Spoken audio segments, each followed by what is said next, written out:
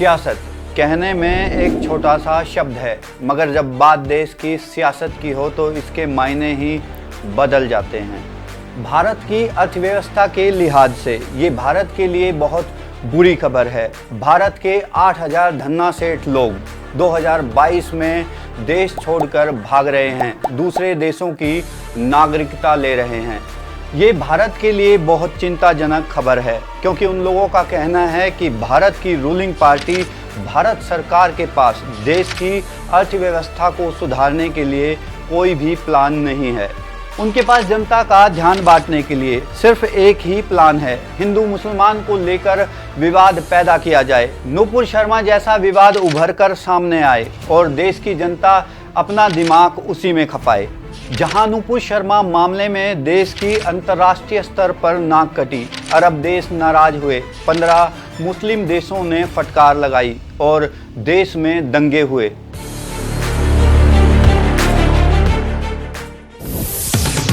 नमस्कार, मैं हूं राज सूर्यवंशी। आज सुनाऊंगा मैं आपको सियासत की इस कड़ी में क्यों भारत के अरबपति लोग भारत को छोड़कर दुनिया के दूसरे देशों में अपना ठिकाना बना रहे हैं।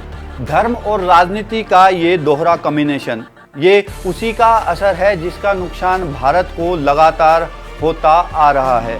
इसका नतीजा टाइम्स ऑफ इंडिया की एक खबर के जरिए सामने उभर कर नजर आ रहा है।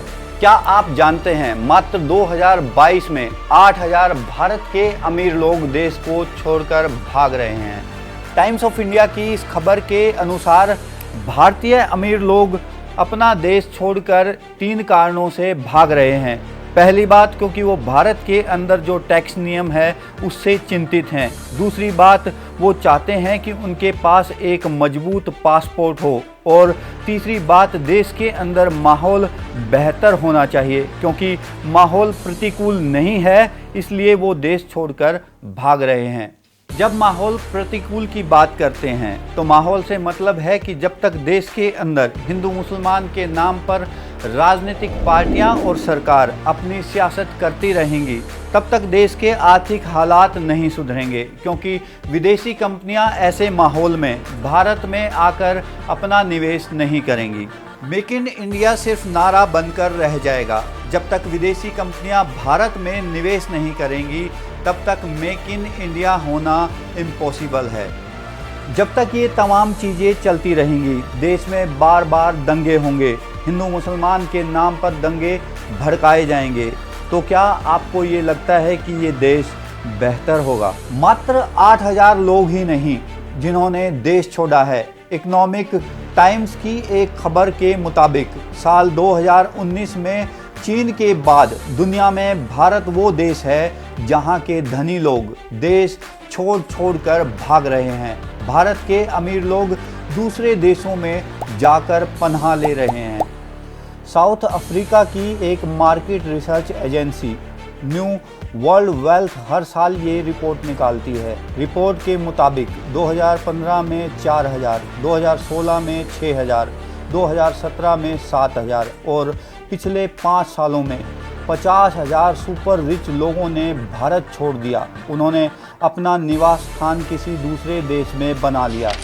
सरकार के साथ साथ ये धनी सेठ भी देश के इन हालातों के लिए उतने ही जिम्मेदार हैं जितनी की राजनीतिक पार्टियां और सरकार है, क्योंकि विदेशों में बैठे यही भारतीय NRI राजनीतिक पार्टियों को असली फंडिंग करते हैं। चाहे वो हिंदू मुसलमान के दंगे हों, मदरसे हों, धर्मांतरण हो या कश्मीर में पत्थरबाजी हो, किसान आंदोलन हो या राजनीतिक पार्टियों का चंदा हो।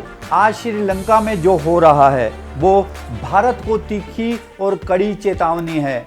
हम जो कर रहे हैं वो श्रीलंका से भी ज़्यादा खतरनाक और गलत है। श्रीलंका को भी जातिवाद और धर्म की राजनीति ने ही बर्बाद किया है। अगर भारत को बचाना है तो हम सबको मिलकर आगे आना ही होगा। अगर आप भी नहीं चाहते कि भारत श्रीलंका के ही रास्ते पर आगे जाए, तो इस नफरत की राजनीति को त्यागना होगा।